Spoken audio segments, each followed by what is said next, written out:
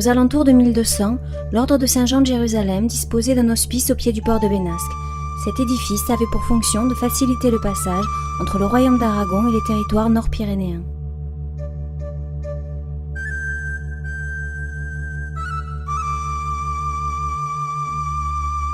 Dans ce lieu, les voyageurs pouvaient trouver de quoi se reposer de la fatigue que représentait la traversée des Pyrénées.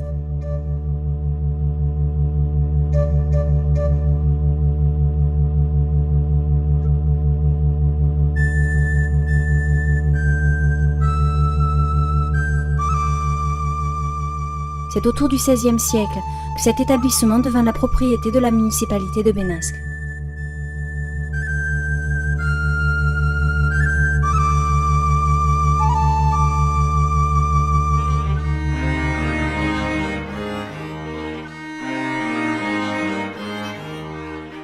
Nous voici maintenant en 1855. Mariano l'Hospitalier se rend à Bénasque pour écouter les nouvelles conditions d'affermage de l'hôpital.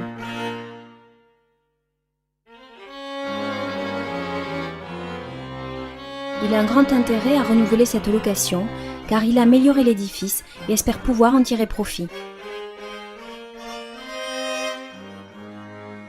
La place du village est pleine de monde. Un gendarme lit les conditions d'affermage. Mariano les connaît par cœur. Il ne peut pas quitter l'hôpital, sauf s'il fait mauvais temps. Il doit nettoyer l'écurie, respecter les prix fixés par la municipalité pour l'hébergement, la nourriture, ainsi que pour le montant des taxes perçues sur les personnes et les biens qui transitent par l'hospice. Il doit enterrer les morts, entretenir les chemins et faire attention à ce qu'aucun étranger ne reste plus de 3 jours, sauf en cas de maladie ou de mauvais temps. Mariano est accoutumé à ces conditions. Il les pratique depuis longtemps et connaît bien son métier. Il fait son offre. Le maire est d'accord, il acquiesce de la tête. Mariano est une personne de confiance. Il sera le responsable de l'hôpital pour les 3 années à venir.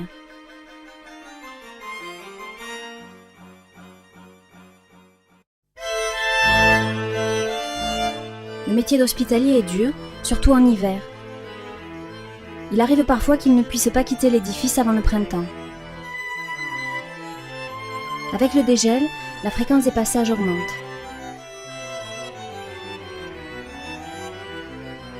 Pendant l'hiver, pour améliorer la sécurité, les voyageurs qui voulaient traverser les Pyrénées devaient former un groupe d'au moins 24 personnes.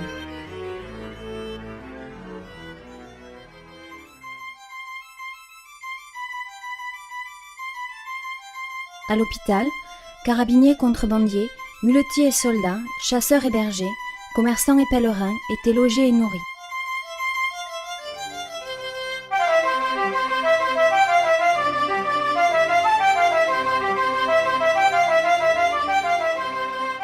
Même si plusieurs passages permettaient de franchir les Pyrénées, le plus utilisé au XVIIe siècle était le port de Bénasque, entouré du pic de la Mine, du pic de Sauvegarde et faisant face à la Maladeta.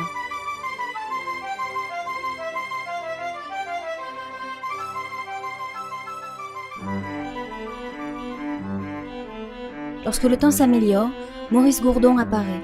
Il ne se lasse pas de se promener dans cet endroit qu'il aime photographier. Assis à côté du feu, Maurice Gourdon raconte à Mariano que les hospices de Bénasque et de Saint-Jean de Jouéo ont été fondés par les hospitaliers de Saint-Jean de Jérusalem, l'ordre de Malte. Cet ordre militaire était chargé d'héberger et d'aider pèlerins et voyageurs en Terre Sainte.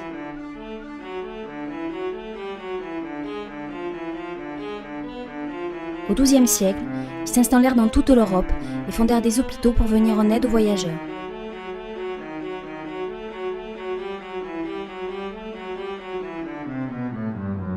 À la même époque que Maurice Gourdon, des guides de montagne viennent de Bagnères de Luchon. Ils accompagnent baigneurs et touristes dans leur excursion. Un de ses guides raconte dans son journal ses inquiétudes et nous montre l'esprit du pyrénéisme.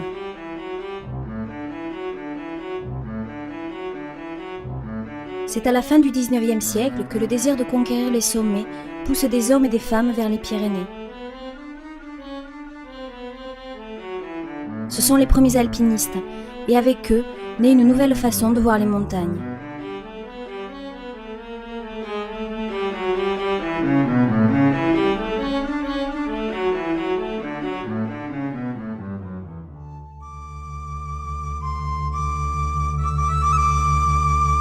Après la guerre civile, l'hôpital de Benasque est abandonné et serait tombé en ruine.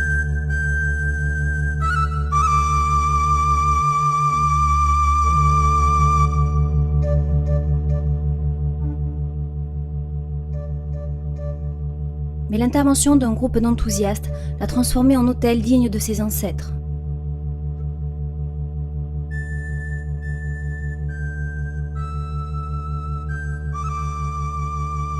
Les gérants de l'hôpital se sont succédés, mais entre les murs de l'hospice, de vieilles histoires, de pèlerins, de contrebandiers, de bergers et de pyrénéistes sont racontées.